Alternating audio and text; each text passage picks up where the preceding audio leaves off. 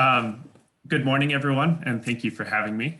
As Patricia said, I'm a scenic designer, and so today in our discussion, I'll be discussing theatrical scenography and the art of storytelling through scenic design. The term scenography itself carries different significance for different people. Technically, the term references the entirety of the environmental design for a theatrical production, including the set design, the lighting design, costume design, and sound design. In the modern theater industry, this kind of holistic definition would also include projection design and other media design as well. The term scenographer is more common in Europe than it is in the States, as it is more common in the European theater tradition for a designer to design those multiple aspects of the production. Often the scenic designer will also design costumes and or lighting, etc.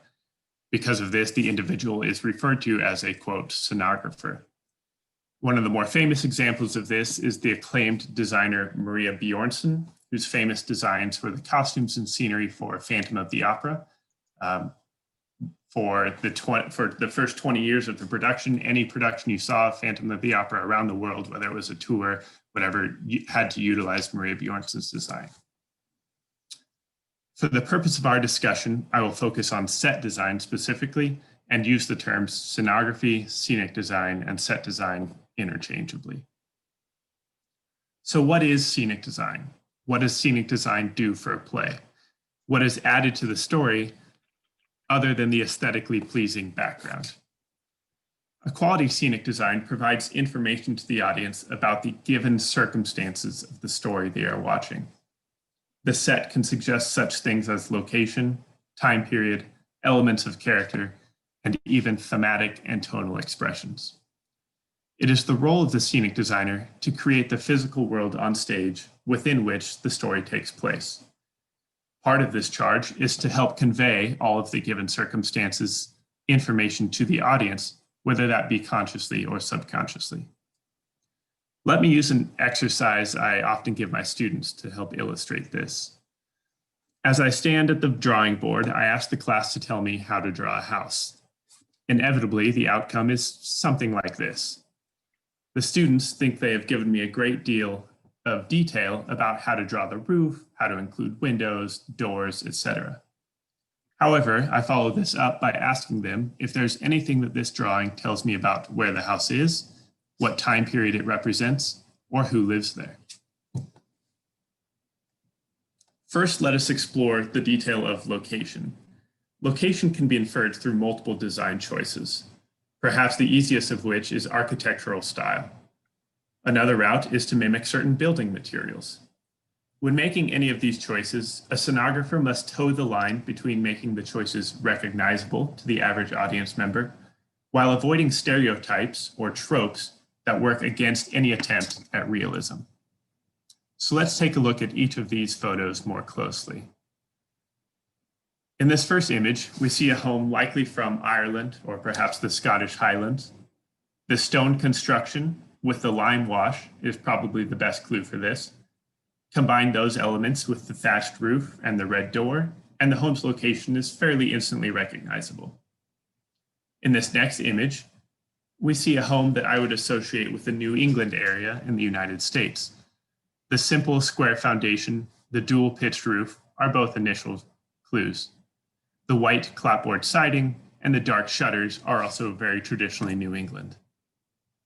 And this final image transports us to the southwestern United States. The adobe walls, the flat timber roof, and the red clay color of the exterior all give us this information. Time period can be a bit more difficult to establish with certainty. Architecture and furniture fashions do not change nearly as quickly as, say, clothing fashions do. Even when there is a dramatic shift in fashion, older homes and furniture are not discarded in the same way that a dated article of clothing may be. Once an actor appears on stage in costume, the combination of the scenic design and the costume design work together to solidify time period in the minds of the audience. That is not to say, however, that scenic design on its own is incapable of depicting period. Even though the architecture of the home and much of the perhaps antique furniture may not change, there are ways to introduce period clues into the design including through lighting, props, electronics, different pictures on the wall, wall coverings, things like that. If we look at these 4 pictures, we can see 4 very distinct time periods. In the upper left, we see a Victorian era parlor. Below that is a room in the mid-century modern style of the late 50s, early 60s. In the upper right, a semi-futuristic 1970s era home. And finally, a very upscale, ultra-modern room. Research images like these are invaluable to a scenic designer. Designers look for them to find details such as wall treatments, floor treatments, furniture, window styles, and these are all very distinct in each image. Fact of the matter is, however, that each of these images is almost a caricature or an over-exaggeration of each period it represents. Depending on the tone of this show, being this on the nose with the design choices could undermine what the production is attempting to express. We as individuals infer a great deal about others based on context clues from their living environments. We do it on a daily basis, whether we think about it or not. There are many ways to express this information about a character and their given circumstances through the scenic design. For instance, let us look at these 2 images of log cabins. We can use much of the same vocabulary to explain both. Both are log cabins, both exist in the woods, and both have front porches. However, once we get into the details, we can infer much more information about their residents. The upper image is obviously new construction. It is electrified, and it has been decorated for the autumnal season.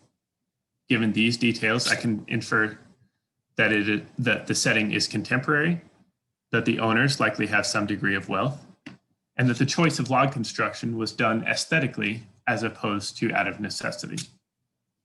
In the lower image, however, I can assume that the resident is likely less affluent and likely lives in the woods out of necessity, and I can make other assumptions about their lifestyle. Perhaps they're a hunter or a miner or things like that. Once we pair this information with the costume design, the audience feels that they know a great deal about the characters on stage before any information has been given through dialogue. I like to use these 2 juxtaposed images and other pairs like them to help my students grasp the importance of detailed choices. It is not enough to just say, I want the design to look like a log cabin. That tells us nothing. It is in the details that we get specific. Directors for each production choose themes and elements of a story that they wish to tell and wish to highlight. Scenic design can do a great deal to help highlight these themes visually for the audience. Whether or not the audience consciously attaches the significance of each design choice, the reality is that a well-crafted design will enhance this element of storytelling, either consciously or subconsciously, for the audience experience. This aspect of storytelling is probably my favorite part of scenic design. In many ways, it is the most fun, but it can also be the most difficult. Everything we have discussed prior to this is about concrete references to the real world around us. The inspiration comes from researching real locations. Once we enter into the realm of theme and tone, however, we enter the realm of the abstract. We enter the most artistic realm of theatrical design. There are surprisingly impactful design tools to help us convey these more emotional or esoteric aspects of a story. These are the same elements we look for in painting, sculpture, and other artistic media. They have line, shape, color, direction, symmetry versus asymmetry, just to name a few. Here's another quick exercise I like to do with my students.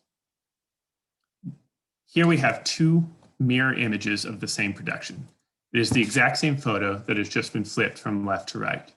Without knowing anything about what is happening in this scene, our mind begins to develop different stories, trying to rationalize the image. Individually, our minds might interpret the image in different ways, but as a group, we can see patterns tend to emerge. For most students, the image on the left of the screen feels like a party. The people in the swing appear to be enjoying themselves, and the people in silhouette are dancing. When I flip the image, however, most students begin to express a sense of unease. Suddenly, the quote-unquote dancers feel much more aggressive and appear to be pointing to the people in the swing. The red and the black of the image feels much more ominous and oppressive than it did in the first. My theory is that this difference comes from our minds tending to read images from left to right and establishing a story as it does so. This next set of images is my favorite for this exercise. And when I use it, I ask students specific questions such as, who holds the power in this scene? Which characters are you drawn to? Who is leaving the room? And inevitably, the answers for each of these questions varies from one orientation to the other. Again, as our minds read the image from left to right, we are actively trying to make sense of the image by filling in the details for ourselves. While it is impossible to anticipate all moments like this in a production with this effect, a skilled designer will work closely with the director months before the actors even enter the rehearsal room to compose powerful images such as these. Now that we've taken sort of a crash course in what scenic design is, let's explore one of my recent designs to see it in practice. This is a set I designed for a play called In the Next Room by Sarah Rule. The play is set in upstate New York in the 1880s. This, unfortunately, is one of many productions across the world that was never produced due to the pandemic. In this play, the two locations are the parlor, or a living room of a home, and the attached doctor's office. The two locations must be ever present on stage, as action often takes place in each simultaneously. The director for this production wanted to highlight the gender disparities of the era, as well as explore the ways in which we connect with the world around us. To discuss every design choice and its purpose would take far more time than we have, so let me cover a few key elements. To help establish location, I've included a backdrop of birch trees as seen through this bay window. This helps take us to a more rural setting. The most obvious indications of time period in this design are the wall treatments. Heavily patterned wallpaper with intricate trim above and wainscoting down below are all indicative of the period. The octagonal shape of the living room is also a nod to the era. You can see that I've also included both gas lamps on the walls as well as electrified lamps throughout the room.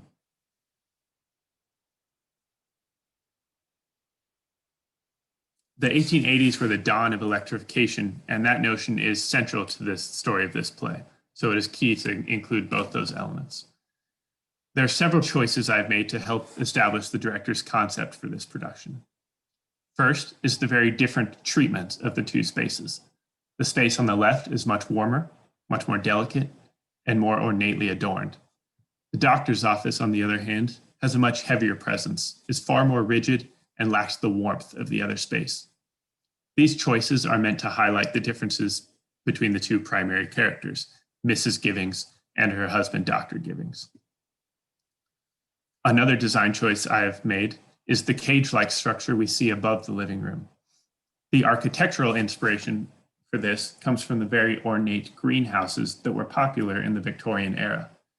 On the surface level, this highlights the fact that one space is more in touch with nature, whereas the other is closed off to it and focused on scientific advancement. On a deeper level, this structure is meant to evoke a bird cage to the audience. This is done as a metaphor for the way in which women of the time were treated as caged birds meant to be ever on display. On a third level, this structure is also meant to echo the large hoop skirts or crinolines that women were expected to wear under their skirts to give augmented shape. Ideally, all of this information and the metaphors within it are presented in a way that is aesthetically pleasing to the audience. As a designer, I take great pride in telling as much of the story as I can with a static set on stage.